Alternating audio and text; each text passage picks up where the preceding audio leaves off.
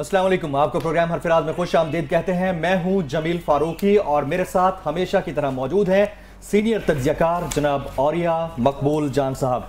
नाज़रीन, पनामा का हंगामा, JIT की रिपोर्ट जमा कराने के बाद सुप्रीम कोर्ट की पहली समाअत, वकला के दलाइल अपनी जगह पर चलते रहे। समाअत कल तक के लिए मुलतवी कर दी गई, लेकिन आज की कार्रवाई बहुत सारे सवालात को जन्म देकर गई है। पहला सवाल यह है कि अगर सुप्रीम कोर्ट JIT की फाइंडिंग्स की मोहताज नहीं है तो JIT बनाई क्यों गई। दूसरा सवाल, क्या पनामा केस स्पीडी ट्रायल की तरफ जा रहा है या मजीद तवालत की तरफ जाएगा। और तीसरा $1 मिलियन क्वेश्चन, क्या जी का जाना ठहर गया। आज के प्रोग्राम हरफिराज के पहले हिस्से में औरिया साहब से इसी पर बातचीत करेंगे। औरिया साहब, अगर सुप्रीम कोर्ट JIT की फाइंडिंग्स की मोहताज नहीं है तो JIT बनाई क्यों गई फिर। देखिए, पहली बात तो यह है कि आपसे किसने कह दिया कि JIT की फाइंडिंग के मोहताज। जिस तरह के रिमार्क्स आए हैं उससे तासुर तो यही नहीं, कतन कोई ऐसे रिमार्क्स नहीं आए। पता नहीं कौन उनको उछाल रहा है और कर रहा है। JIT जो है वो सुप्रीम कोर्ट जो है वो हर फाइंडिंग की मोहताज होती है। सुप्रीम कोर्ट हर एविडेंस की मोहताज होती है। एविडेंस के बगैर कोई, सुप्रीम कोर्ट का दुनिया की हर अदालत तहकीक की मोहताज होती है, इन्वेस्टिगेशन की मोहताज होती है, एविडेंस की मोहताज होती है, गवाहों की मोहताज होती है। उसके बगैर आप फैसला नहीं कर सकते। अदालत को ख्वाब तो नहीं आना कि फलां ने जुर्म किया है। अदालत को ख्वाब तो नहीं आना कि फलां ने ये किया। अदालत ने बुनियादी तौर पर मतलब अदालत का लाज़मी तो नहीं कि हम हर JIT नहीं, लाज़मी तो नहीं कि हम JIT की हर चीज को मान। अच्छा, एक बात है जी, अगर JIT ने ही फैसला करना था तो फिर सुप्रीम कोर्ट खारिज कर दें। राइट। SHO रोज रिपोर्ट्स लेके आता है, क्या उसको मानते सारे। उन्होंने एक कानूनी पॉइंट बताया है कि JIT की रिपोर्ट बाइंडिंग नहीं है उसके ऊपर। मुझे बड़ी तकलीफ होती है जब मैं सारा दिन पाकिस्तान के मीडिया के ऊपर बैठे हुए लोगों को देखता हूं और वो उनको सिवाय दानियाल अजीज के, मरियम औरंगजेब के, फलां के, फवाद चौधरी के, इन लोगों की स्टेटमेंट के अंदर से फिक्रे निकालने के उनको कुछ नहीं आ रहा होता, पढ़ता कोई नहीं है। ये अभी मैंने तकरीबन ये जो 15 सफ़े की इनकी रिपोर्ट है, जो उन्होंने इतराज़ात जमा कराए हैं, ये कॉन्स्टिट्यूशनल पिटीशन नंबर 29 ऑफ 2016 जो है, इसके अंदर उन्होंने मैंने सारे फ्लैग किए हैं कि उन्होंने इतराज़ात क्या किए। ठीक। आप हैरान होंगे कि नवाज शरीफ साहब की टीम ने JIT के कंटेंट के ऊपर, सब्सटेंस के ऊपर बात नहीं की, कोई एक इतराज नहीं उठाया। जी, यानी आप मुझे कहते हैं कि औरिया साहब आपकी कमीज जो है वो मैली है, जी, आप कहते हैं कि भाई तुमको धोबी हो। यस, फिर आप कहते हो यार तुमने अगर ये देते तुम्हारी ऐनक जो है वो तो उसका 6x6 नंबर नहीं है, जी, ठीक है। और सबसे बात यह है कि तुम्हें कैसे पता कि मैली और नॉन मैली का फर्क क्या होता है। इधर उधर की बातें की, इधर उधर की बातें। मतलब 3 दिन JIT ने ज्यादा क्यों लगा ली। सही, ठीक। मसलन ये है कि JIT जो है, आप ये देखें that in hiring the private firms for collective evidence क्यों किया। फिर सबसे बड़ी बात यह है कि कोई कानून नहीं कि बाहर से आपने एविडेंस क्यों मंगवा लिया। ठीक, यानी उन्होंने कहा है कि इसका मैंडेट से तजावुज किया है, जबकि सुप्रीम कोर्ट ने आखिरी फिक्रा यह है कि इस नेक्सस के अंदर जो चीज भी आ जाए वो उसको आप उस पेपर अमल कर सकते हैं। फिर उन्होंने कहा कि जी वो जो हुदैबिया पेपर मिल है उसका केस तो फारग हो चुका हुआ था, स्क्वैश हो चुका था, उसके ऊपर तो सुप्रीम कोर्ट के अंदर बकायदा डिस्कशन हुई है, उसके ऊपर तो नैब को फाइन। मतलब मसला सारा ये है कि पूरे के पूरे JIT के ऊपर सवाए कि तुम्हारी टांग टेढ़ी है, तुम्हारी आंख महंगी है, ये बंदा क्यों था, ये बंदा क्यों था। अब देखे ना, प्राइम मिनिस्टर JIT लग बनाए उसकी डॉन लीक्स की, जी, उसमें यही 2 ब्रिगेडियर हों तो ठीक है, जायज, ठीक है। सुप्रीम कोर्ट बनाए तो यही 2 ब्रिगेडियर गलत, वो ठीक नहीं है। हाँ जी। शहबाज शरीफ साहब JIT बनाए उसकी मॉडल टाउन कमीशन की, ISI भी हो, MI भी हो, वो तो जायज। तुम्हारी जुल्फ में पहुंची तो हुस्न कहलाई, जो तीरगी जो मेरे नामा स्याह में थी, वो वाली बात ना। तो वो असल मसला ये है कि इस वक्त मैंने जो पढ़ा है, हाँ, 3 दिन लगे, तो बल्कि 4 दिन लगे मुझे पूरी JIT रिपोर्ट पढ़ने के लिए। जी जी, मैं अपनी पूरी की पूरी 31 साल की पूरी नौकरी, जिसके अंदर सिवाय इन तरह के कामों के और मैंने कुछ नहीं किया, इन्वेस्टिगेशन। आखिरी जो मेरी एक पोस्टिंग पहले थी दैट वाज मेंबर इंक्वायरीज। मैं पूरे पंजाब की जितनी भी इंक्वायरीज होती थी वो मेरे पास आती थी और मैं उनके ऊपर एडजुडिकेट करता था, बाकायदा एविडेंस लेता था और उसके ऊपर फैसले किया करता था। Right. ये लास्ट जो मेरी इस्लामाबाद जाने से पहले एक पोस्टिंग से पहले मैंने ये काम किए हुए हैं। आप अंदाजा करें जी कि मैंने इस हद तक स्ट्रॉन्ग एविडेंस से भरी हुई शानदार रिपोर्ट अपनी जिंदगी में नहीं देखी। मतलब खराज तहसीन पेश करना चाहिए उस मेंबरान को जिन्होंने उस तरह का एविडेंस इकट्ठा किया, कहीं से भी किया। अब देखें, इल्जाम लगाया जाता है कि राजा साहब जो है तुमने क्यों लिया, वो तुम्हारे तो कजन थे। अब मसला सारा ये है कि राजा साहब एक लीगल फर्म है जी। अगर आप फर्म हायर करने चलते तो सबसे पहले आप अखबार में इश्तिहार देते 15 दिन का, फिर आप टेंडर आता। उन्होंने सुप्रीम कोर्ट से इजाजत ले दी कि हम एक बंदे को जानते हैं। मसला सारा ये है कि आपने एक मकान बनाना है, मैं एक मिस्त्री को जानता हूं, ले आता हूं, नहीं मिस्त्री मेरी मर्जी का क्यों नहीं लिया, ये मिस्त्री का पेपर है, सुप्रीम कोर्ट ने एग्जाम कर दिया क्योंकि उस राजा फर्म ने जी आपको एक डॉक्यूमेंट जो है वो उसको टेस्ट करवा के देना था किसी और से, लीगल फर्म। That's all. मतलब ये जो तरीके का प्रोसीजरल कि ये करते हुए ये क्यों नहीं किया गया, ये क्यों नहीं किया गया, और ये सब एट द एंड रिजल्ट ये है जी, एट द एंड रिजल्ट ये है कि एक ऐसा डॉक्यूमेंट आ गया है जिसको रिफ्यूट करने का नून लीग के पास कोई रास्ता ही नहीं रह गया। आप कहते हैं इससे अच्छी रिपोर्ट आपने अपने करियर में नहीं देखी है, लेकिन नून लीग ये एतराज करती है कि इसमें वेरी स्ट्रांगली इट सीम्स और इस तरह के अल्फाज इस्तेमाल किए गए हैं। तो वो इस तरह के जो अल्फाज इस्तेमाल होते हैं वो एविडेंस के साथ क्या सही लगते हैं? मैं बताता हूं होता क्या है जी। Very strongly it seems likely to be, यही इस्तेमाल किए जाते हैं। इसलिए इस्तेमाल किए जाते हैं कि वो एक जज नहीं है, वो एक केस पेश कर रहे हैं कि हमारे नजदीक ये बंदा मुल्ज़िम है और ये फाइंडिंग्स है हमारी, मुल्ज़िम हो सकता है। ठीक, वो दरखास्त करते हैं कि हमारी ये दरखास्त को माना जाए और इस बंदे पे ट्रायल किया जाए।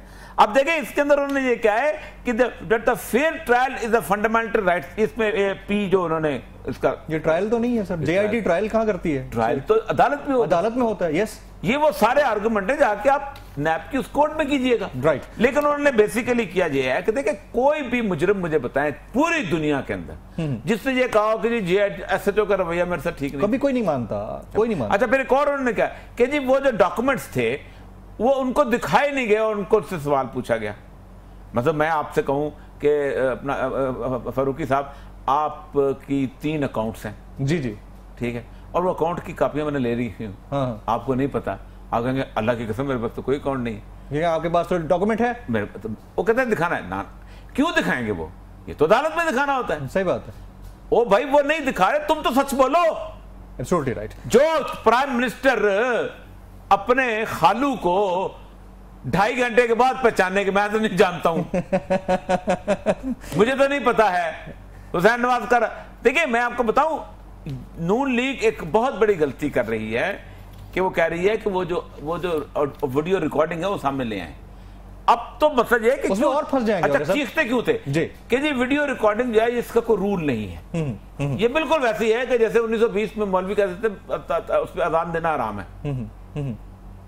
होता यह है कि आप करते ये हैं कि आप ट्रांसक्रिप्ट करने के लिए या तो आप एविडेंस को टेप पे रिकॉर्ड कर लेते हैं साथ रख के और उस पर लिखने तक गलती कोई ना हो, या फिर उसके बाद साथ साथ आप उसको लिखाते जाते हैं, जो भी होता है रुक रुक के आप एविडेंस लेते जाते हैं। वीडियो रिकॉर्डिंग जो है इनकी बात थी, यानी आप 21st सेंचुरी में बातें किस कर रहे हैं, किसी दूर की। अच्छा, कहते हैं उनको पीस ऑफ एविडेंस के तौर पर पेश नहीं किया जा सकता। ओ भाई पीस, हम तो कब कहते हैं पीस ऑफ एविडेंस है? हम तो कहते हैं कि जहां एविडेंस की अंदर कोई गलती होगी हम कहेंगे यहां से देख लो, ठीक है कि और ये साहब एक पिक्चर रिलीज हुई है, ये हाल हो गया है, पूरी वीडियो आती तो क्या हाल होता। एक बात, नून लीग के पास, पहली बात है नून लीग का मसला नहीं जी, ये पाकिस्तान का वो पहला मुकदमा है, बल्कि दुनिया का वो पहला मुकदमा है जहां एक पॉलिटिकल पार्टी के सरबराह या पॉलिटिकल पार्टी के सरबराह खानदान के जाती कारोबार को सियासी नुमाइंदे, क्या ख्वाजा आसफ को लोगों ने इसलिए वोट दिया था कि वो जाके नवाज लीग की शुगर की फैक्ट्रियों को डिफेंड करे? क्या तलाल चौधरी को इसलिए वोट दिया गया था? क्या दानियाल अजीज को इसलिए लोगों ने वोट दिया था? क्या ख्वाजा साद रफीक को लाहौर के लोगों ने इसलिए किया था कि वो जनाब उसके फ्लैट के कारोबार को डिफेंड करे? पीआईडी पे बैठ के यू आर नॉट देयर, आप अपनी मैंडेट से बगावत कर रहे हो। इस कौम ने आपको नवाज शरीफ की दौलत के तहफ्फुज़ के लिए मुंतखब नहीं किया हुआ। लोगों ने आपको नवाज शरीफ की जराइम का तहफ्फुज़ करने के लिए मुंतखब नहीं किया हुआ। लोगों ने आपको शरीफ खानदान की इल्फ का तहफ्फुज़ करने के लिए मुंतखब नहीं किया हुआ।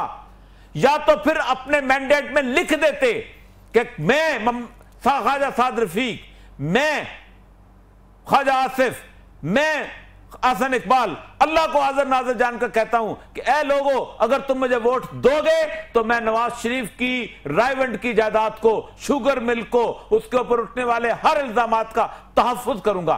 फिर तो आप मर्द के बच्चे हो, ऐद पे कायम हो। लेकिन अगर आप डॉन के कारोबार का तहफ्फुज़ करते हो तो आप पॉलिटिकल लीडर नहीं हो, आप एक माफिया हो। राइट। और ये सब शॉर्टली बताइएगा, वैसे तो स्पीडी ट्रायल हो ही रहा है, रोजाना की बेस पे अब समाअत हो रही है, ये बताएं क्या केस तवालत की तरफ बढ़ रहा है या जल्दी जल्दी निमट जाएगा? नहीं, आपका एनालिसिस। इस केस में 4-5 दिन, मुझे ये सबसे ज्यादा केस, देखिए क्या करेंगे। पहली बात, मैंने कल भी कहा था कि जीआईटी जो है ये एक रिपोर्ट है।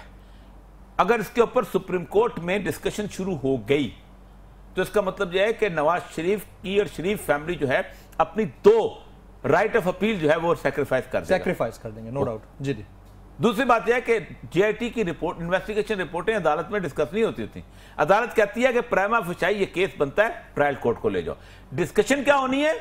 जो आपने 3-4 झूठ बोले हैं उस पर डिस्कशन, फ्रॉडुलेंट मामला। बिल्कुल ठीक है। और ये सब पॉइंट टेकन। नाज़रीन, जहां वक्त हुआ एक ब्रेक का, ब्रेक के बाद जब वापस आएंगे हम बात करेंगे लंदन में तेजाब गर्दी के वाकयात की। ये मगरिब को आखिर हो क्या गया है, एक ब्रेक के बाद।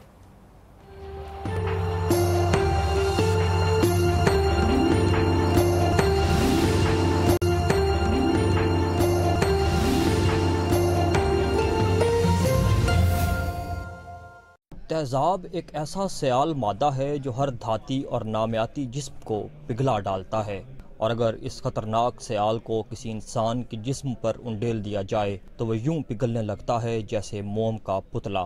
साल 2014 तेज़ाब फेंके जाने के वाक़यात के हवाले से पाकिस्तानी तारीख का बदतरीन साल था। इस साल 159 अफराद पर तेज़ाब से हमला किया गया। ताज़ा तरीन अदाद शुमार के मुताबिक गुज़श्ता 2 सालों में इस घिनौने जुर्म में नुमायां कमी हुई है। साल 2015 में 54.9% कमी के साथ अंदाज़न 72 वाक़यात दर्ज किए गए और 2016 में मज़ीद 51.9% कमी के साथ 34 वाक़यात दर्ज हुए। इन वाक़यात में इस दर्जा कमी की बड़ी वजह सन 2011 में पाकिस्तान पीनल कोड 1860 में दफ़ात 336A और 336B का इजाफा है। इन दफात के तहत तेज़ाब फेंकने के जुर्म की कम अज़ कम सज़ा 14 साल कैद और 10 लाख रुपया जुर्माना है।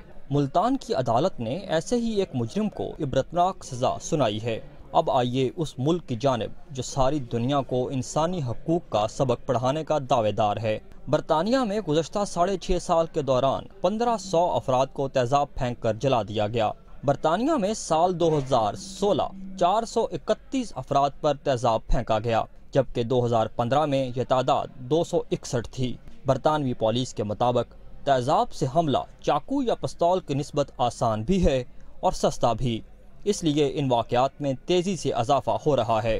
रंग, नस्ल या मजहब की बहस से कता नज़र बरतानिया और ख़ासकर लंदन शहर में तवातर के साथ और इतनी बड़ी तादाद में होने वाले ये हमले बरतानवी मुआशरे की जहनीत के अक्कास हैं। और हद ये है कि बरतानवी कानून में इस जुर्म की ज़्यादा से ज़्यादा सज़ा ताहयात कैद है, लेकिन अदालतें अक्सर नरमी का मुजाहरा करती हैं। मज़ीद ये कि बरतानिया में तेज़ाब और दीगर कीमियाई मादे ख़रीदना इंतहाई आसान भी है।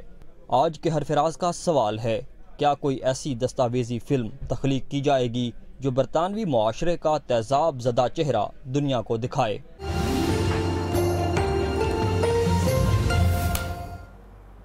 बाय द वे फैक्ट्स यही है कि तेज़ाब गर्दी के वाकयात पर डॉक्यूमेंट्रीज और फिल्में ज़्यादातर तीसरी दुनिया के ममालिक के ऊपर बनी हुई हैं और यहाँ के फिल्म प्रोड्यूसर्स और डायरेक्टर्स ही बनाते रहते हैं। मगरबी दुनिया में इस तरह नहीं देखा गया, लेकिन वाकयात वहां पर बढ़ रहे हैं जहां पर इंसानी हुकूक के अलमबरदार उठ खड़े होते हैं। जानते हैं और ये साहब से, और ये साहब ये मामला क्या है आखिर? देखिए, मैंने इस कॉलम भी लिखा है, बड़ा तफसील से इसमें जिक्र किया। तकरीबन 1834 की फरवरी में ग्लासगो का एक अखबार है रिफॉर्मर्स का, उसने एक केस 1834 की बात करूं, तकरीबन 200 साल काफी अर्सा हो गया जी। तो उसने एक केस पेश किया कि एक बंदे ने अपने साथी पे मुंह पे तेजाब फेंका, उसकी आंख बिल्कुल जल गई, और साथ उसने उसके ऊपर बकायदा एक पूरी सीरीज थी कि यहाँ पर तेजाब फेंकने के वाकयात बहुत ज्यादा होते हैं और हमारा माशरा कितना जलील और रुस्वा और फजूल होता चला जा रहा है। ठीक।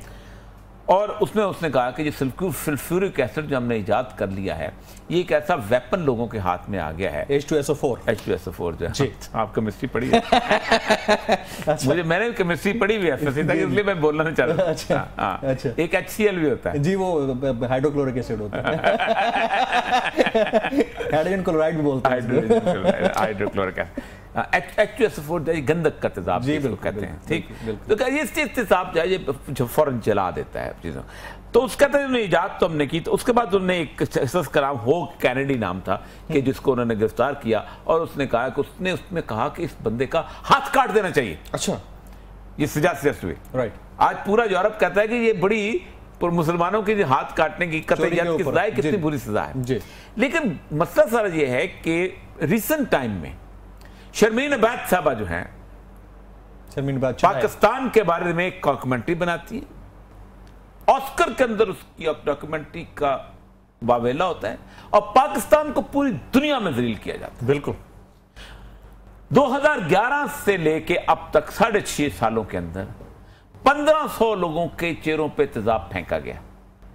और तेजाब का मामला यह है कि तेजाब के मामले के अंदर होता यह है कि लंदन सिर्फ एक शहर में, जी, जबकि पूरे पाकिस्तान में पिछले साल 34 केसेस हैं, और इनके जो हैं आप अंदाजा करें कि इनके जो केसेस हैं ये पिछले साल के ये हैं कोई 300 हाँ जी 201। देखिए 2015 में 261 और 2011 में 261 जी, और 2016 में 431 केसेस। हमारे 34 तो 431, यानी हमसे 400 केसेस ज्यादा सिर्फ लंदन शहर। मैं मैनचेस्टर की, मैं बर्मिंघम की, ग्लासगो की बात नहीं कर। इसके अंदर एक बंदा है, वो बंदा जो है वो जनवरी 2017 में उस बंदा जो है वो मर गया है। वो बेसिकली एक बंदा था कि जो कि हॉलैंड से शिफ्ट करके, उसका नाम था मार्क वान डॉनगन। ये शिफ्ट करके बेचारा ब्रिस्टल यूनिवर्सिटी में से दाखिला किया। 29 साल का नौजवान था। इस नौजवान की एक 47 साल खातून से इश्क शुरू हो गया। अच्छा।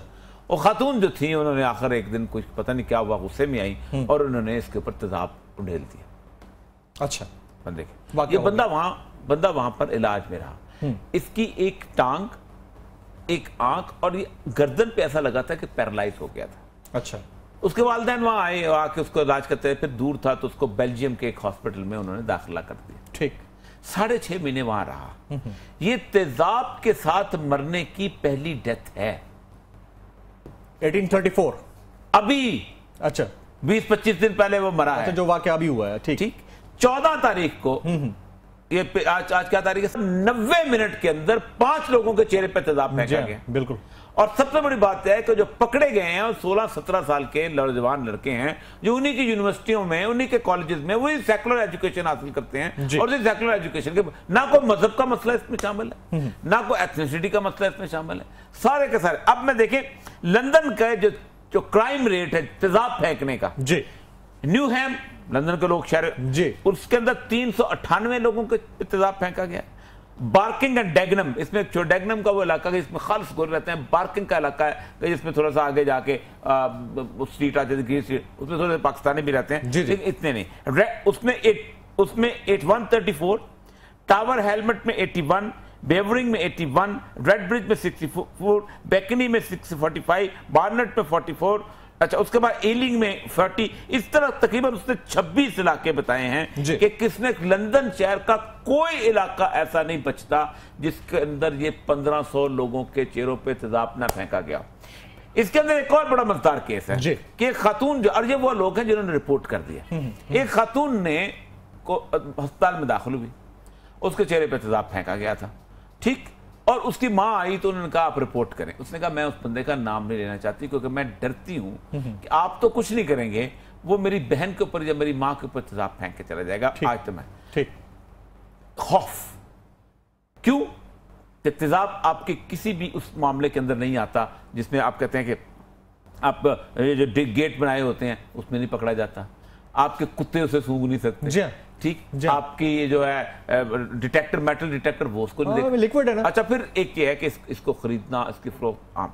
लेकिन मेरा मसला यहां पर ये है, पाकिस्तान के हर उस शख्स से मेरा एक सवाल ये है जी, जो सेकुलर यूनिवर्सिटीज में पढ़ते हैं, जो एनजीओ के पैसे लेके, फरजाना बारी से लेके, आसमा जहांगीर से लेके, उसके बाद क्या नाम है उसका, रीना जिलानी से लेके, और उसके बाद जो मोमबत्तियां जलाते हैं, वो हमारे जानने वाली मोहतरमा जो है, क्या नाम है, डिप्लेक्स वाली जो है, वो भी मारवी सरमेद की बात करें, उसने बड़ा काम किया। जी जी जी जी, ठीक, उसने बड़ा काम किया है, उसका आई अप्रिशिएट, बहुत अच्छा, और वो बड़ी दीनदार सी खातून है, बड़ी नमाज रोजे की उसकी लेकिन उसने बदनाम करने के लिए नहीं किया।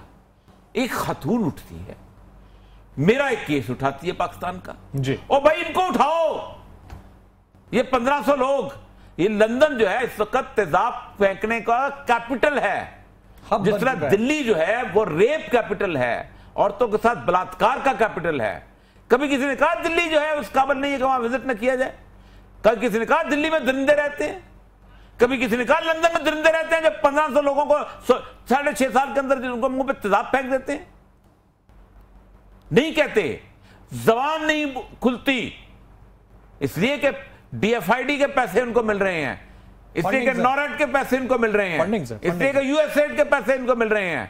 ये पाकिस्तान की सरजमीन के अंदर रहकर बाहर का 39 to 40 करीब एम्बेसीज हैं कि जिन्होंने विंडोज बनाई हुई हैं। आप एक पूरे का पूरा प्रोजेक्ट बनाते हैं वुमन राइट्स का, और आप कहते हैं कि मैंने ये प्रोजेक्ट है, औरतों को अवेयरनेस देनी है, एडवोकेसी करनी है, एम्बेसी उनको पैसे देती है, आप उनको लेके मेरे मुल्क के चेहरे पे कालक मलते हैं। 34 केसेस हैं वहां पर जी, जबकि 431 केसेस है 2016 में लंदन शहर के अंदर। उन 431 को क्यों नहीं बताते हो कि मुझसे ज्यादा गंदा, गलीज और तारीख चेहरा लंदन शहर का है? लेकिन यहां खड़े हो कहेंगे उन्होंने जिंदगी बड़ी खूबसूरत बना दी है, उन्होंने अपने आप को बहुत पुरसुकून बना लिया। उन्होंने उनकी या सेकुलर तरीका तालीम भी शिद्दत पसंदी की तरफ राग़िब कर सकता है? Is that a fact?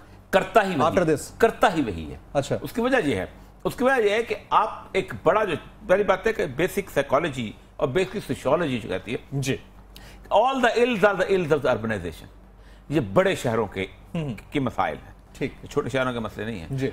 Mussolini के पास अल्लामा इकबाल गए थे, तो मुसोलिनी ने कहा तुम अपने पैगंबर की कोई एक बात बताओ जो बहुत ऐसी हो कि मुझे पता चले कोई पैगंबर है। तो इकबाल ने कहा कि मेरे नबी करीम सल्लल्लाहु अलैहि वसल्लम ने कहा था जब मदीने की आबादी एक खास हिस्से से बढ़ेगी तो हम मदीने की आबादी को बढ़ने देंगे, एक और शहर आबाद करेंगे। कहता है मुसोलिनी ऐसे बैठा होता एकदम चंबे खड़ा हो गया, उसने कहा इंसानियत को बचाने के लिए इससे बेहतरीन जो है असूल ही कोई नहीं होता। कहा जाता है कि छोटे शहर जो होते हैं उसमें सोशल कंट्रोल होता है। आप एक गली में गुजरते हैं, वो कहते हैं बेटा दूसरी दफा क्यों आए हो, बताओ तो क्यों आए हो। बाप को भी पता होता है कि मेरा बेटा, मेरी बेटी किस तरफ जा रही है, माँ को भी पता होता है। एक इनहेरेंट सोशल कंट्रोल कहते हैं, वो कहते हैं सोशल फैब्रिक मजबूत होता है। जो मुआशरा है ना, ये धागे की तरह होता है, जैसे कपड़ा बुना जाता है ना, एक धागा इधर से आता है, एक धागा इधर होता है, और पूरा एक फैब्रिक बन जाता है। जो बड़ा शहर होता है उसमें फैब्रिक नहीं होता। मैं सुबह निकला हूं, मैंने ट्यूब में बैठा हूं 2.5 घंटे की, उसके बाद करके मैं वहां पर नौकरी कर रहा हूं। उस जगह पे ना मेरे बाप ने आना है, ना मेरी माँ ने आना है, मेरे ना भाई, मैं उस पर तेजाब फेंक के आऊं, मैं उसके ऊपर लड़ के आऊं, मैं कत्ल करके आऊं, मैं चोरी करके आऊं।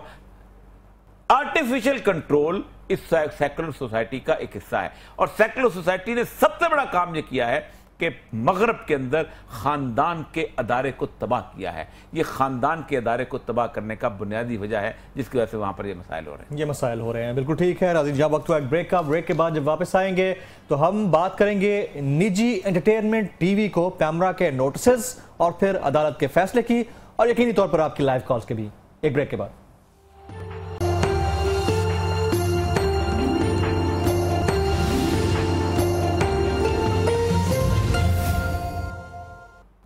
जनाब, प्रोग्राम के तीसरे हिस्से में आपकी लाइव कॉल ली जाती हैं। अगर आप कॉल करना चाह रहे हैं तो हमारे नंबर स्क्रीन पर फ्लैश कर रहे हैं। आज के मौजू पर ही बात कीजिएगा, बल्कि एक लाइव कॉलर हमारे साथ मौजूद भी हैं। जी अस्सलाम वालेकुम, कौन कहां से?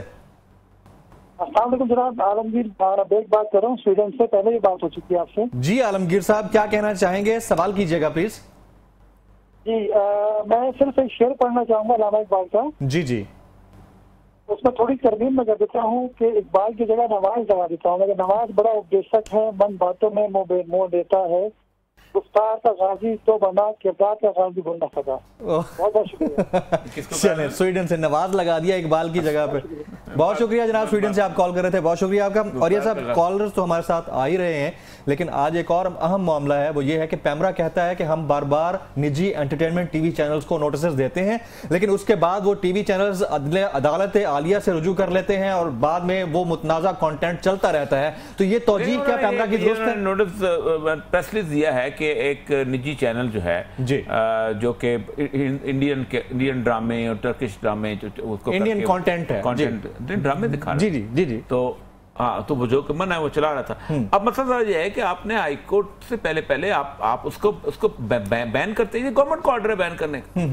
ठीक, आपको आज अगर कोई मसला हो जाए, आप एकदम सारे उनको पकड़ते हैं और उसको बंद कर देते हैं 15 दिन के लिए। हमारा चैनल नहीं 7 दिन के लिए बंद हुआ। 7 दफा नोटिस सब करना, आप बार बार क्यों नोटिस देते हैं? मेरी जान रुक जाए तो आप बंद कर देना। आप नहीं करते ना बंद, वो हाईकोर्ट में चले जाते हैं। हाईकोर्ट को यही कहते होंगे जनाब हमें तंग कर रहे हैं, शेर है करते, शेर आता नहीं है जी। ठीक, तो मेरा ख्याल है कि पैमरा को चाहिए, शेर को आ जाना चाहिए, शेर को आ जाना चाहिए। अच्छा ठीक, आ जाना चाहिए। देखिए हम लोग तवज्जो दिलाते हैं, हम तवज्जो दिलाते हैं और लोग तब जाके उनकी आंखें खुलती हैं। राइट। इतना बड़ा, आप कभी पैमरा का ऑफिस गए इस्लामाबाद? मैंने देखा है, बाहर से देखा है। गवर्नमेंट टैक्स चक्कर के ऊपर इतना खूबसूरत दफ्तर बहुत कम बनता है, बहुत खूबसूरत। ठीक, और जितनी उनकी तनख्वाहें हैं उनके स्टाफ की, बाकी जो इन्फॉर्मेशन के लोग जो है डेपुटेशन पे जाते हैं वहां जाके, ताकि और कुछ नहीं, थोड़ी सी अलाउंस मिल जाएंगे, ये मिल जाएंगे। और उसके साथ साथ यह है कि काम वाम तो क्या है, आपने वो चीज सर एक बात तो मानी पड़ेगी, अब सार आलम साहब के दौर में कुछ बेहतरी तो आई है। बार बार तारीफ, अगरचे कि हमें भी नोटिस दिए, लेकिन मैंने बार बार कहा है कि अब्सार आलम ने कोशिश बहुत की है और अब्सार आलम ने उनके ऊपर, जाहिर बात है अब्सार आलम के अंदर एक ऐसा बंदा है कि जो कि जिसके अंदर एक सेंसरशिप मौजूद है, लेकिन हमारा मीडिया सेंसरशिप मानता नहीं है ना। राइट।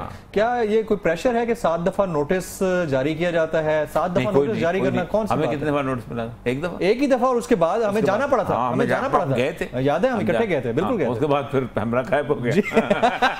हमारा जाना कुछ और था। एक ऐसे इशू को छेड़ जाता है जो कि कॉन्स्टिट्यूशनली जो कि सेटल्ड इन इशू था। राइट। और देखा ना, हमने कॉन्स्टिट्यूशन अमेंडमेंट के ऊपर बात की थी। बिल्कुल बिल्कुल। और उसके ऊपर जाकर पाकिस्तान के सारे के लोग, इजाजत है तो सर कॉल ले लूं? कॉल ले जी। अस्सलाम वालेकुम। अस्सलाम वालेकुम, कॉलर हैं हमारे साथ जी। अस्सलाम वालेकुम। हाँ जी, वालेकुम सलाम। कौन साहब, कहाँ से? हाँ जी, मोहम्मद असलम अंसारी बात कर रहा हूँ फैसलाबाद से, और ये मकबूल जान से अपना सवाल करना चाहता हूँ। जी बिल्कुल कीजिए, सवाल कीजिए। हाँ जी, वो सवाल ये है कि आज अपना जो है नवाज शरीफ पर बढ़ चढ़ के तनकीद कर रहे हैं। जिस वक्त अपना वो लाहौर एयरपोर्ट पर आप वो आए थे लंदन से इलाज करवा के, उस वक्त तो आप इस्तेमाल करने वालों में मौजूद थे।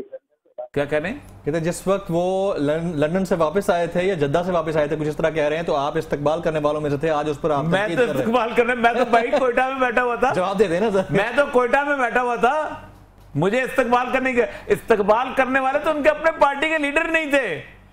और दूसरी बात यह है कि मैं तो वहां था ही नहीं, मैं तो बहुत, बल्कि आई थिंक 21 सन में आए हैं, 2002 में ना जी, 2002-3 की बात है बिल्कुल। तो 2002 में तो मेरी कोयटा में, 2002 में मैं कहाँ था? आई वाज एमडी वासा बलूचिस्तान। ठीक, तो मैं तो वहां था, मेरा तो कोई तलक, मैं 2004 में लाहौर में आया हूँ इस्तकबाल करने के। ये कमाल के आदमी है वो ख्वाब आजकल ख्वाब आ रहे हैं लोगों को बहुत। वो 2007 की बात है, उनकी बात है 2007 की जी, 2007 में। तो मैं ईरान में था उस वक्त, आप ईरान में? मैं ईरान में था। आप ईरान में थे उस वक्त? मैं ईरान में था। अच्छा। जब मैं तो 2007 में ईरान में चला गया था। मैं तो उस वक्त वापस आया हूं जब इनकी गवर्नमेंट जो है वो आ चुकी हुई थी और मैं इस्लामाबाद पहुंचा था। मैंने जनवरी 2008 में मैं इस्लामाबाद पहुंचा हूं जी। तो मैं तो ईरान में था, तो मेरी तो पोस्टिंग ईरान में थी। ख्वाब आते हैं बड़े मजे नहीं सर, कॉल बड़ी सस्पिशियस कॉल थी। और कॉलर हैं हमारे साथ जी। अस्सलाम वालेकुम। वालेकुम जी। कौन साहब, कहाँ से? जी मैं जाहिद बात कर रहा हूँ कराची से। जी जाहिद साहब, सवाल कीजिएगा। जी जमील फारूकी साहब, क्या हाल चाल? जनाब आई एम फाइन, आप सवाल कीजिए प्लीज। जी मैं औरिया साहब से बात कहना चाह रहा हूँ। जी जी। अभी आपने जो औरिया साहब से कहा कि क्या सेकुलर सिस्टम भी इंतहा पसंदी की तरफ ले जा सकता है। जी जी जी जी। मैं ही औरिया साहब से कहना चाह रहा हूँ कि इकबाल साहब का एक शेर मुकम्मल कर दीजिएगा। जुदा और दीन से सियासत से तो रह जाती है चंगेजी। जी जी, रह जाती है चंगेजी। जलाले पातशाही हो कि जमहूरी तमाशा हो, जुदा हो दी सियासत से तो रह जाती है चंगेजी। जी जी, बस जी, आपका पॉइंट आ गया। बहुत शुक्रिया जाहिद साहब, बहुत शुक्रिया। इकबाल का बहुत खूबसूरत है। इसके ऊपर एक हमने प्रोग्राम किया था 2005 में। अच्छा। वो प्रोग्राम ने शुरू करने की कोशिश की थी कि मैं होस्ट था और एक गेस्ट थे डॉक्टर इसरार अहमद और दूसरे गेस्ट थे डॉक्टर जावेद इकबाल। जी, ये वेबसाइट पे मिल जाएगा, जुदा हो दी सियासत। जी जी जी जी जी जी। उसमें एक को मैं कहता था कि इकबाल के रूहानी बेटे हैं और एक इकबाल के जिस्मानी बेटे हैं। और वो डॉक्टर जावेद इकबाल बहुत एंजॉय करते थे इस चीज़ को। वो बहुत अच्छा प्रोग्राम था, जुदा हो दी सियासत से तो रह जाती है। क्योंकि इकबाल का जो सारा फलसफा बुनियादी तौर पर यह है कि मजहब जो है, दीन जो है, वो इखलाकियात की हदूद तय करता है। बिल्कुल। ये चंगेजी है ना, आप लूट मार कर जहां मर्जी पैसा ले जाएं। बिल्कुल ठीक। ये चंगेजी है ना, आप जिसको चाहे कत्ल कर दें। राइट। कॉल आ गई। कॉलर, अस्सलाम वालेकुम जी। जी अस्सलाम वालेकुम। जी अस्सलाम वालेकुम व रहमतुल्लाहि व बरकातहू। वालेकुम सलाम। सर आपने टेलीविजन सेट का वॉल्यूम बंद कर दीजिएगा प्लीज, अब बात कीजिए। जी सर।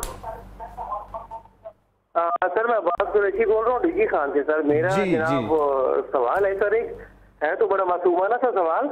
हाँ कीजिए कीजिए।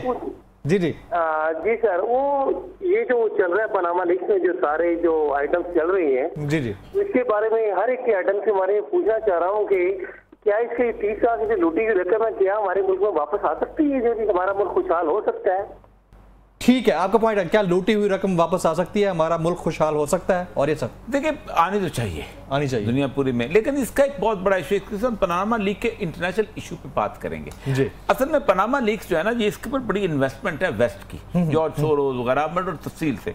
उनकी बुनियादी वजह यह है कि इस वक्त अमेरिका के ऊपर जो कर्जा है वो 15,000 ट्रिलियन से भी ज्यादा, बल्कि 16,000 ट्रिलियन हो गया है। यूरोपियन यूनियन के ऊपर जो कर्जा है वो 15,000 अरब और 9,000 अरब के करीब हो गया डॉलर्स का। ठीक। अब ये कर्जा बड़ी आसानी से उतरता नहीं है और इस कर्जे के अंदर उनकी मैशत दबती चली जा रही है। जी। अब ये चोरी का पैसा है ना, इधर से गया हुआ, नजरें इस पे हैं, इसलिए आई है। जिस दिन उन्होंने पूछ लिया ना कि भाईजान फ्लैट की आमदन बताओ, उस दिन फ्लैट कब्जे में, उस दिन कब्जे में। बिल्कुल ठीक है। एक और कॉलर। अस्सलाम वालेकुम जी। कौन साहब, कहाँ से? जी मैं लाहौर से मियां जवेद बोल रहा हूँ। जनाब साहब क्या कहना चाहेंगे?